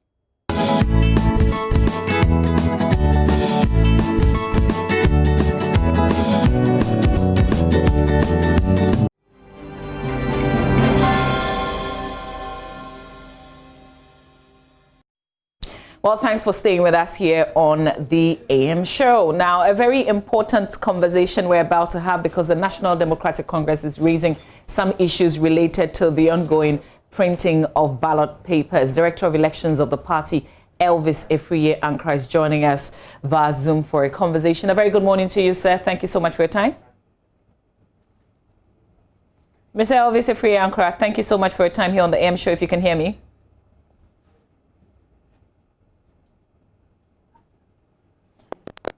Mr. Elvis Efriye Ankra. we seem to have a very unstable connection to the Director of Elections of the National Democratic Congress, Elvis Afriyie-Ankrah there. We'll try and see if we can establish contact. Hello, sir. Good morning.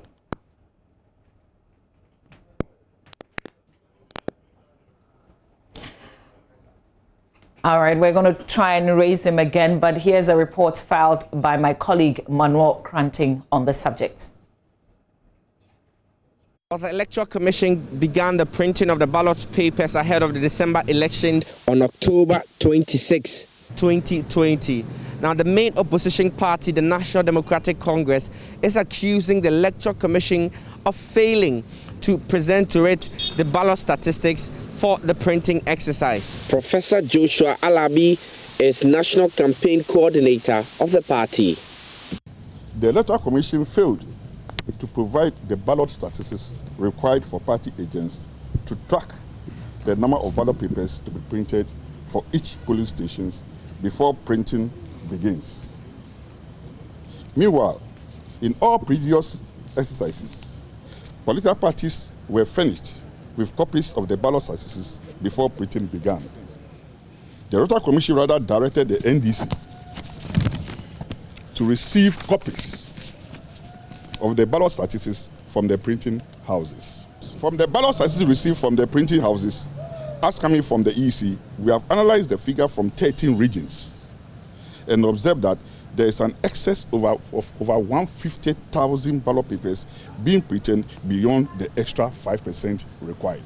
Deputy Director of Elections of the party, Daniel Amate Mensah, gives a breakdown of their findings. Central region has 23 constituencies. The total figure, in addition to the 5% for Central region, is 45,750. Averagely, 2,117 per constituency.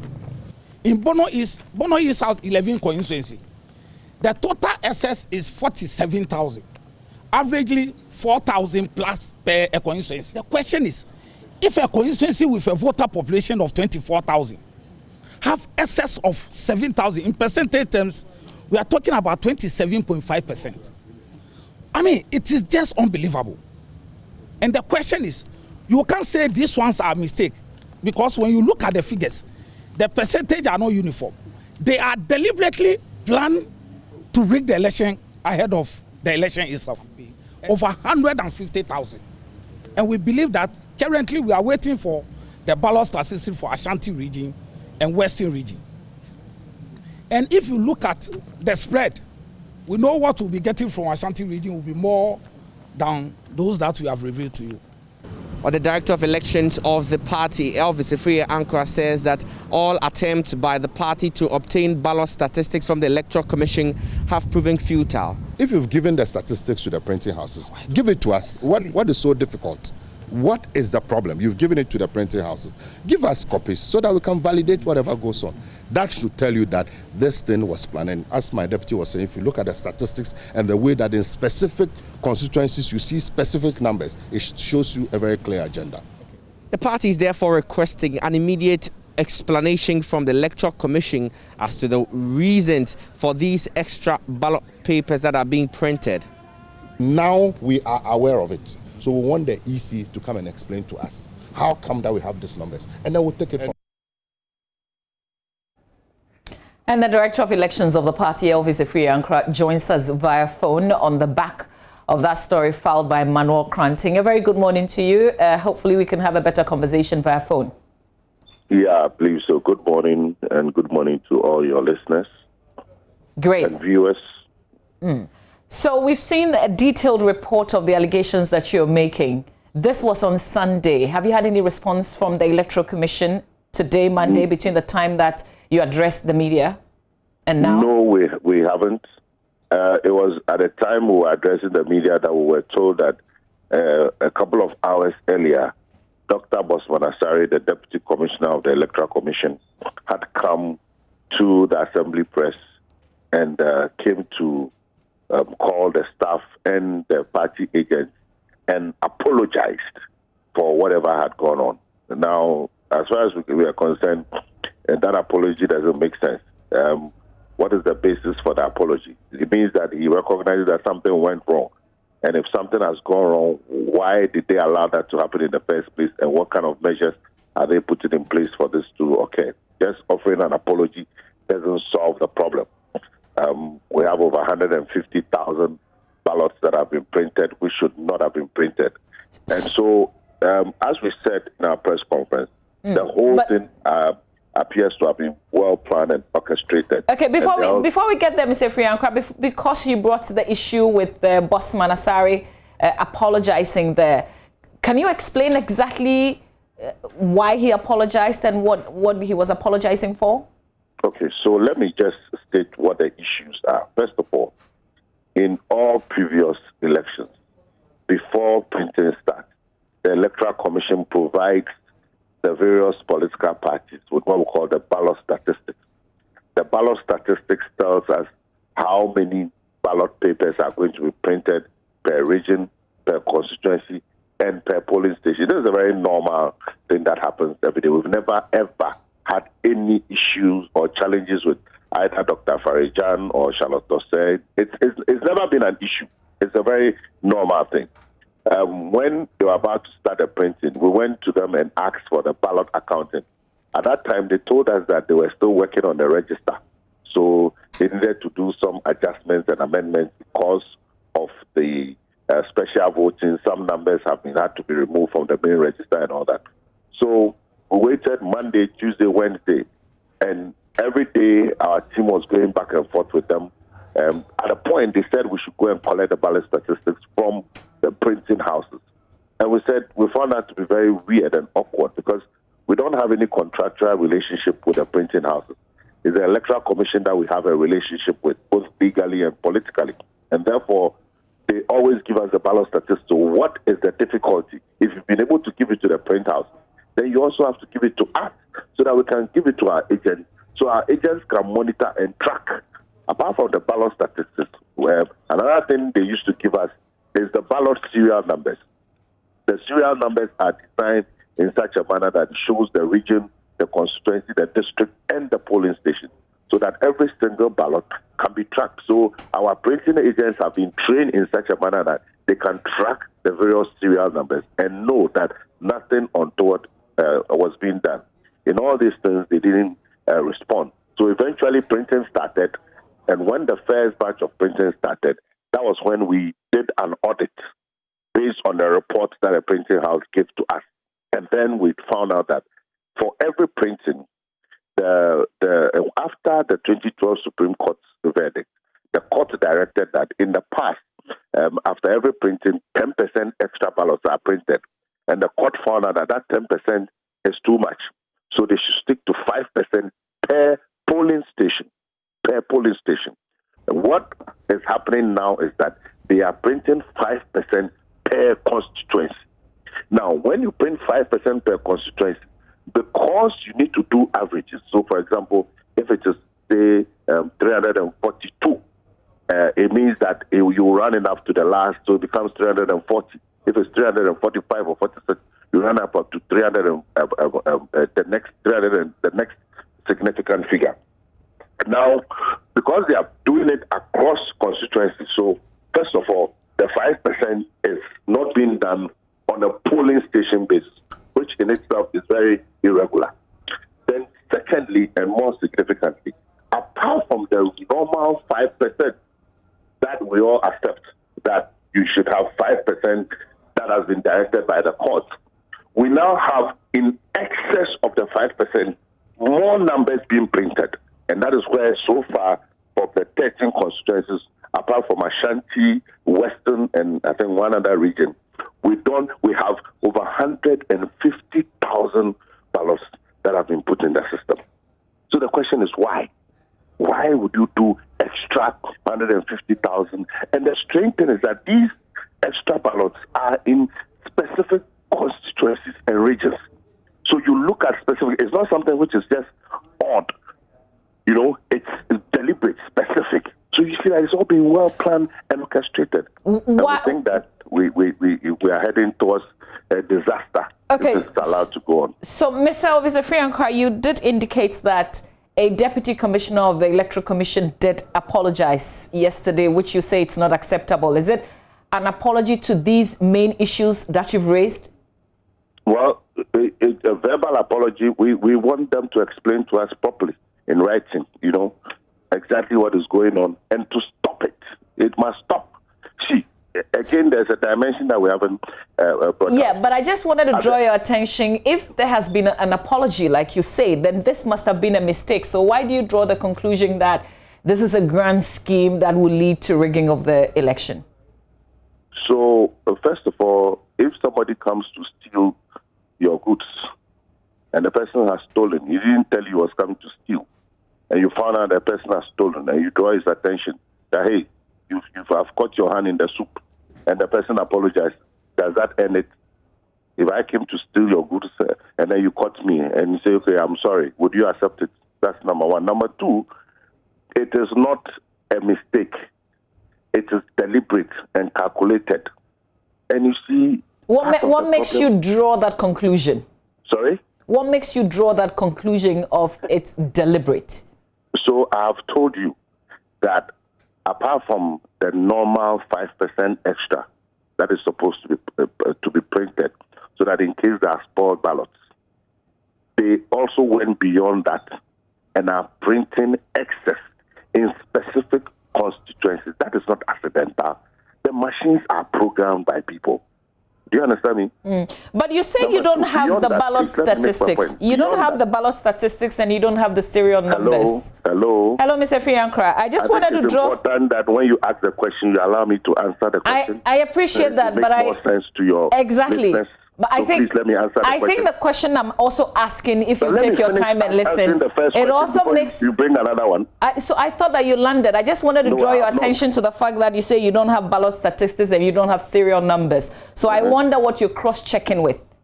I think that some of you in the media need to listen carefully and educate yourselves about the electoral process. So one, the EC was supposed to have given us the ballot statistics before the printing started. They did not. Now, when we have agents in each of the printing houses, so when the printing is done at every stage, then the print house then gives us the data on what they have printed so far. Now, when we did the analysis of the data of what has been printed so far, that is where we discovered this anomaly. Is it clear? Do you understand that now? We're following you, sir. Okay. Then the next thing is that when we got to Assembly Press has two facilities within the same compound. Assembly Press staff and the agents agreed that the printing would be done in one facility so that all the agents will be able to monitor effectively what was going on.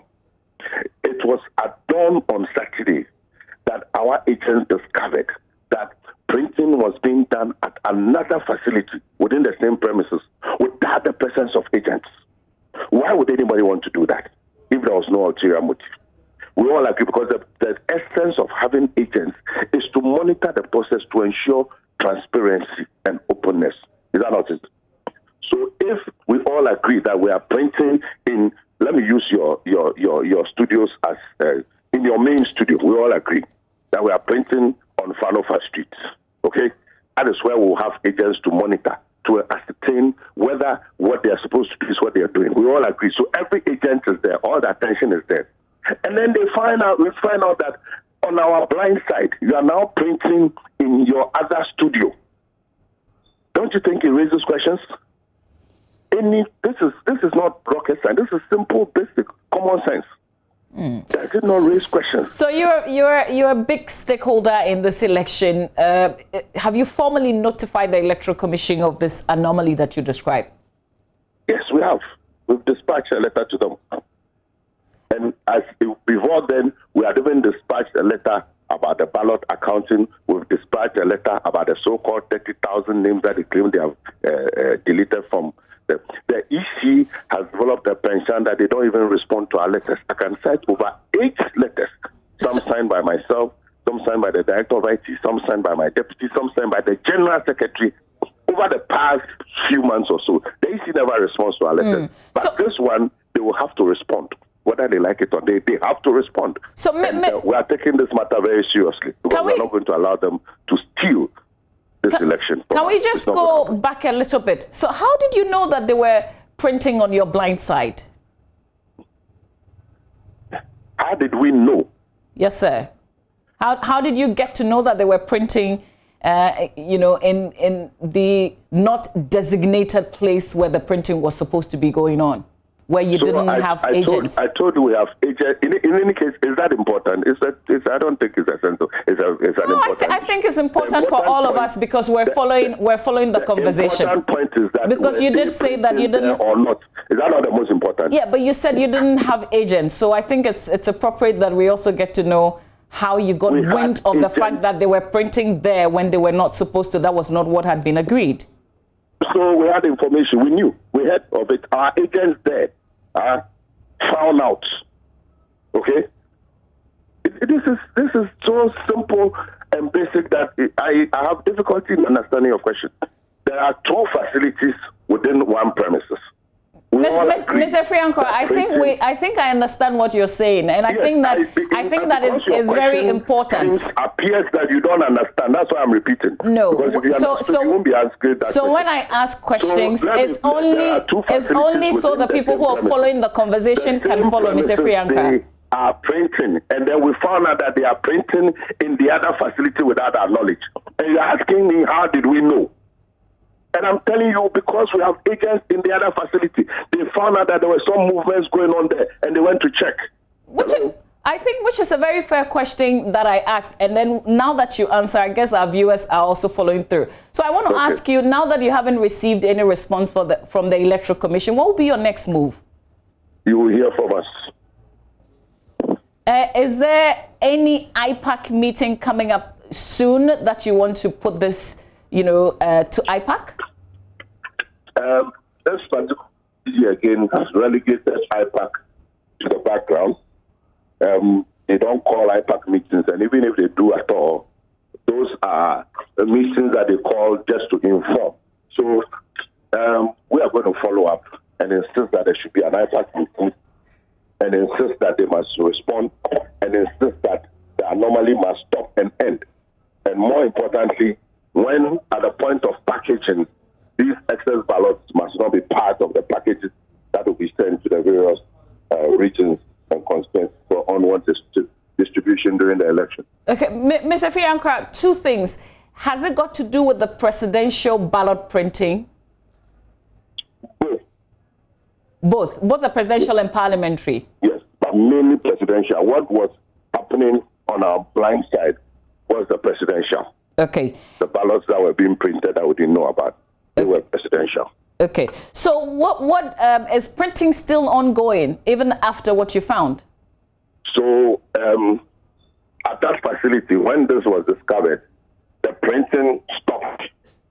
And then the printing, what I'll call the authorized printing, that has been put on hold. And then the regular printing is ongoing. And that is why we want to do an audit, because when these things are done, the next stage is that they are given numbers and then they are subsequently bagged. And in all these processes, our agents are there to take account. You see, we have a very, very elaborate tracking system, and we have very well-trained agents who understand the job and know what they're about. So the point is that all those ballots must not be packaged and added to the packages that are going to use. They must be destroyed, because they will open the floodgates for fraud and manipulation of the elections. Mr. Frianko, we will leave it here, but we'll be following up on this matter. In fact, we have the Electoral Commission also joining us. We'll try and get some answers. Elvis Afriankra is Director of Elections for the National Democratic Congress. Spokesperson for the Electoral Commission, Madam Sylvia Ano, joins us with some answers. Madam Ano, a very good morning to you. I'm sure you were listening closely to Mr. Elvis Afriankra. Thank you very much. Not entirely, but I get the picture.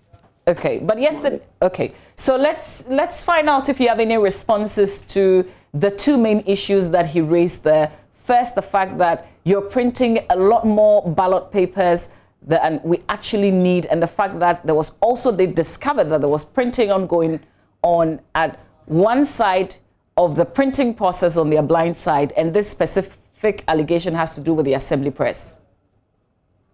Thank you very much, and a very good morning to your listeners. First and foremost, let me say that we always involve the Postal Act in terms of the printing, so that they would observe what is going on, so that nothing happens the blind side of any political party. And that is the reason the Electoral Commission wrote letters to the political parties inviting them to send representatives to the various printing houses. I'm talking about the 7 printing houses selected for the purpose of printing ballots for the presidential and parliamentary elections. Now, these representatives are present at all the political, at all the printing houses. They are not just there, but they are there to make sure that nothing untoward happens. Now, if there is no understanding on any issue, I'd rather the political parties go to if they don't find any satisfactory answers, go directly to the Electoral Commission to find out or to ascertain why they think that certain things are happening. In the first week, you have the EC printing ballot booklets in 150, 25, and 10. Now, you get these because, for example, if you have more, for example, if you have like 88, registered voters at a polling station, means that you have to add 5%. That is the norm. 5%. So if you have like 5, you have more than, because you don't print in 5, if you get like 88, it means that you have to print 5%. So you have like 4 booklets. I hope you get the picture. So they are there to observe, to make sure that nothing is what happens. So the ballots will be printed in such a way that there will be more.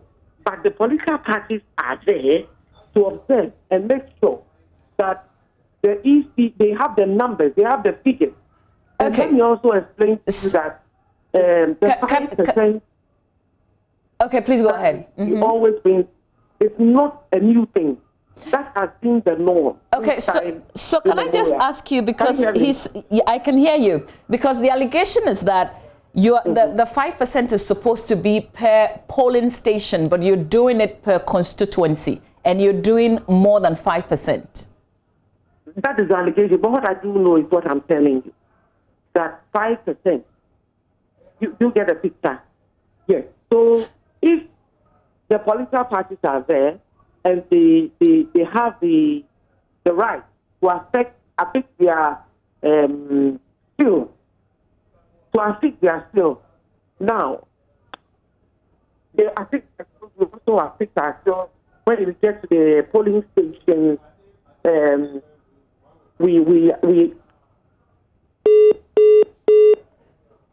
I think we've lost Madam Sylvia.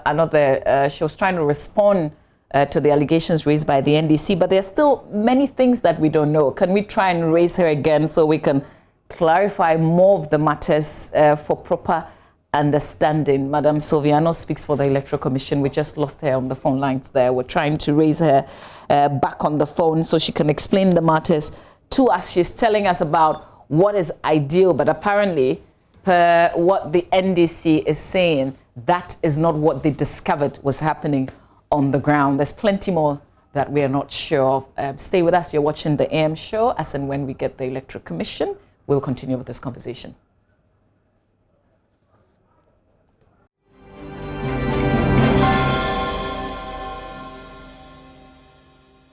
There's plenty to learn, I promise you, from the Habitat Fair 2020 coming up this weekend, and there's a lot more to learn from Duraplast. But right now, let's go back to the conversation that we had just a short while ago with the allegations that the NDC is making. The Electoral Commission is responding. Madam Sylviano is joining us back on the telephone line. Madam Ano, if you can hear me, good morning to you again there. We lost you. Good morning. Good morning. So we lost you. I just wanted to... Yes, the line dropped. Sorry about that. Exactly. So can we speak to the specific issue of the NDC saying that there are over 150,000 ballot papers that they realized that you had printed when you were not supposed to? I was trying to explain to you that we have our booklets in 150, 25, and 10. So depending on each scenario, for example, if you have a polling station that has, for example, about 88, you need to add 5% because of the numbers involved in hundreds, 50s, 10s. You need to strategize and make sure that some may go a little above it. But it doesn't mean because you don't have them in the specific numbers, you have them in 50s, 100s, it becomes very difficult to stick to the exact number. But that doesn't also mean that we are increasing the ballot. So that has been the norm this time immemorial. The bottom line is what I want the general public to understand is the fact that the political parties are there to make sure that they observe the process, to make sure that they capture the numbers involved. And also, at the end of the day, when the ballots are being casted to the various regions or the various destinations throughout the country, they are given the opportunity to affect their seal, with numbers. So the political parties are supposed to know the number of ballot papers that are going to the field at each from each printing house. Okay, now the NDC say that before the printing, you refused to give them the serial numbers and the ballot statistics. You didn't provide them with the ballot statistics and the serial numbers. They are supposed to get all that. Now, apart from that, if you understand the process, if you understand what happens at the polling station, no ballot paper from any source can enter any ballot box. If you understand, and they are there through and through, they are supposed to be at the printing house 24/7. Okay, so can you address the issue again? Did you provide them with the ballot statistics and the serial numbers so they can effectively be doing their cross-checking? That's the more reason why they are there, to observe and know what is happening at the various printing houses. They are there to observe what is happening, to know the intricacies of what is going where. So, at each point in time.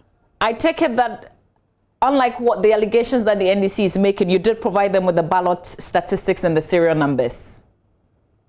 What I mean to say is that the NDC is there, not only the NDC, but all the political parties are there. Yes, that's we do. I haven't heard anybody talk about the fact that we are doing something on. So one other thing, have they officially written to the Electoral Commission, because they say something that they have done? I was going to say that if the NDC has a genuine issue, they believe they have a genuine issue, I believe that they have to approach the leadership of the Electoral Commission. But I can assure you, without any shred of doubt or uncertainty, that we are not doing anything, contrary to what we have been doing. We are on course. We are making sure that there's transparency at all the printing houses. We are not doing anything untoward. And at the end of the day, the evidence will be there for everybody. Okay, great. But the NDC says that parties are present. Yeah, but the NDC says that they've written to the Electoral Commission and they've written several letters. This is not even the first one that they've written to you, but they haven't received any response. I don't get you on this particular issue. On this particular issue, they say they formally notified the Electoral Commission. Are you talking about the fact that they've written concerning this, if I got you right? Yes, concerning this present issue that they are raising with the extra ballots that you're printing. I may have to verify. Okay. But they may have to approach the leadership of the Electoral Commission. Okay, so it hasn't... I cannot speak to that because I do know that the operates an open door policy. And if there are any genuine issues, why not? Okay. They have every right to approach the Electoral Commission. But what I do know is what I have explained to you, that we add 5% every time. So how about the issue? We don't just do it, but we do it, and we explain the issues to all the political parties. This is an isolated view. All the political party representatives are there at the printing houses to be able to observe, to ensure that there's transparency, doors are open. If they have any issues, they will have to approach. Okay, so just one last thing before I let you go. Did a deputy commissioner of the Electoral Commission, Mr. Bosman Asare, go to the Assembly Press yesterday to apologize on the back of the findings of the NDC, the discovery of the NDC that there was printing ongoing on the blind side of the agents? I have no idea about what you are talking about. Yesterday was Sunday. I may have to check. I may have to check. But what I do know is what I have explained to you, that we don't print on the blind side of any political party. Whatever is going to go to the field, the political parties are given the opportunity to observe, and then take the record, affix their stamp, seal, and so on and so forth. So there's transparency, and let me also explain that the kind of processes that we go through at the polling station on election day wouldn't allow any body, to add on any ballot paper on that day. All right. It's impossible because the political parties, we have party agents present at all the polling stations. And the ballots are counted in the full glare of all party agents and so on. So you need to understand the system to know that these things cannot happen. Madam Soviano, I'm afraid we have to leave it here, but we largely get your presentation. That's the acting head of public affairs with the Electoral Commission, Sylvia Ano, explaining matters to us following the allegations made by the National Democratic Congress, the NDC. Stay with us. We've got show business news with Kadi coming up right after this.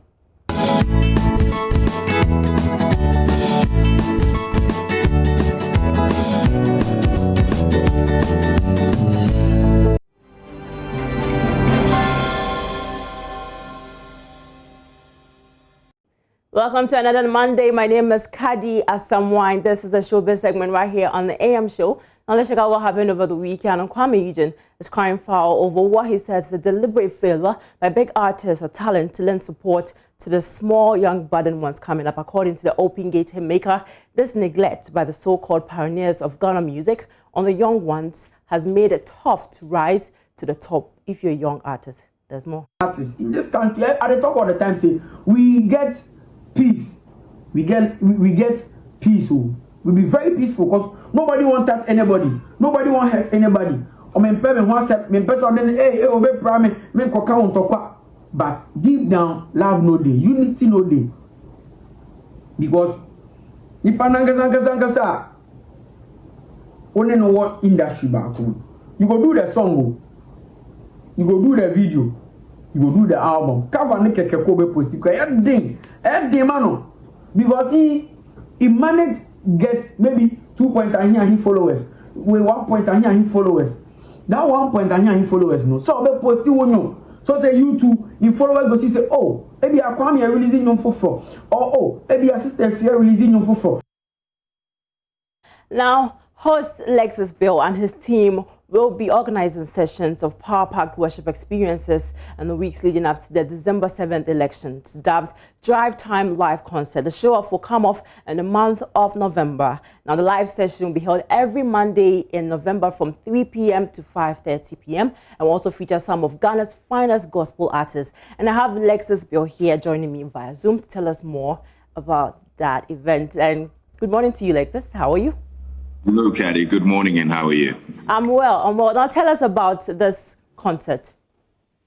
Amazing. I mean, we're just about 5 weeks from elections, technically 36 days from elections, and we know how it is every year. We've had a very tumultuous year for starters, and everybody's calling for peace. We have something very priceless we need to hold dear. And so we thought that in the run-up to the elections, why not seek the face of God? Why not call on God to, be with us all through the period to preserve the peace that we're enjoying? We're a very religious nation. I'm personally very religious, and I don't take my Monday worship for granted at all. So we decided to line up some of the worship leaders in Ghana to help us, praise and worship God and say a prayer for the country every Monday in the month of November. So we lined up the likes of Uncle Ato, who's going to kick it off later this afternoon at 3 o'clock on Joy FM. We have Sissy Chum, and we have SK Frimpong and a few others who will be joining us in a moment of live worship. It's going to be something else. I mean, we've had a few of these live concerts before, and they're always spirit-filled and power-packed. And this one is actually for Ghana. So we want the whole country to, be in tune with us spiritually so that we can actually preserve the peace. Look, we've got just a few weeks to end the year, and we've got to end it safely. We've got to end it on a good note. We all need to be very, very safe, and that's why we put this together. Thank you so much, Lexus. So it starts today with Uncle Ato on the drive time on Joy FM with Lexus Bill. You wouldn't want to miss that. We're just praying for peaceful elections. This is something that we all want to get ourselves involved in. So it starts from 3 p.m. today on the Drive Time Show with Lexus Bill on Joy FM. Don't miss out. Interesting times ahead, but this is all the time will allow us to do on the AM show. It's a wrap. We'll be back your way, same time tomorrow, 6 to 9. My name is Benjamin.